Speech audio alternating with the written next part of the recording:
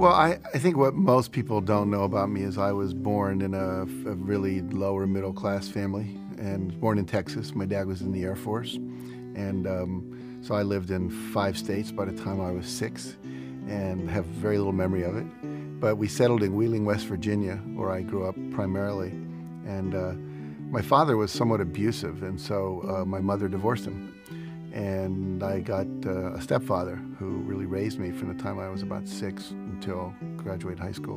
And I was a typical middle class, by then, suburban kid in West Virginia, except for the fact that my mother was an alcoholic and my father was a workaholic and sometimes drank as well. So it created a lot of compassion and empathy for me because I'm very what's called hypervigilant. I notice every little thing because I had to survive in those families.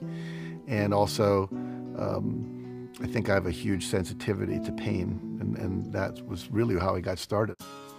The Chicken Soup for the Soul books, which really catapulted my career, those came about when one of my students, some lecture I was giving, said, "You know that story about the puppy you just told?" And I said, "Yeah." She said, "Is that in the book anywhere?" I said, "No." And she said, "Well, it needs to be." And I said, "Why is that?" She said, "My daughter needs to read that story." "Well, just tell her the story." "I can't remember. I need to see it in the book." When you're a kid, you have an impulse to act, you act. You want to touch the cat, you want to throw the cat out the window. You want to stick your hand into the VCR and put peanut butter in there, you do. The problem is, as we're growing up, we get conditioned by our parents and our caretakers and our siblings and our teachers and coaches and nuns and all these different people that come into our life.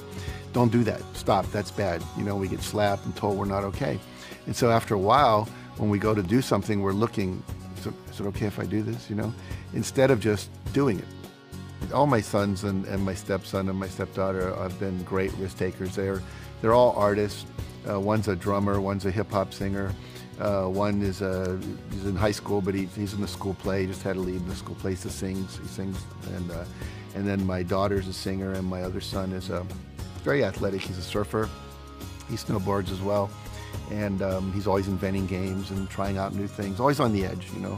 Always coming in with cuts and scrapes, which I love because they're out there on the edge of their potential, exploring how they can keep pushing it. And it's not that they never get scared or they never feel rejected and have to go through things, but they seem to rebound very quickly. Every one of us knows what we want. We can feel it. I'll just tell people, if you could have anything you want and there were no limitations, what would you do? And everyone has an answer. Little kids, big adults. And that's their core essence. And if we all just fully do that which we're passionate about and understand the principles for how to bring that into being, then I believe the world will work perfectly. And that's why I do what I do.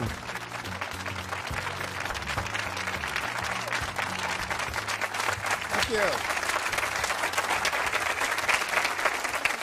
Thank you very much. Well, it's a pleasure to be here and to share these ideas with you and really help you take your life to the next level, which is what we all want to do, or we wouldn't come out to these kind of events. I'm going to start by sharing with you a number of very important critical ideas. And the first one is this one. There's a friend of mine, his name is Orrin Hudson, and he was the Alabama State chess champion. And he grew up in the ghettos of Birmingham and became a chess champion. Then he was the #1 Cadillac dealer and became a professional speaker. And I was talking to him, we were having lunch together down in New Orleans, and it was at a professional speakers convention, and we were talking about my new book, The Success Principles. It was about to come out, and he said, "You know, to me, success is like knowing the combination to a lock."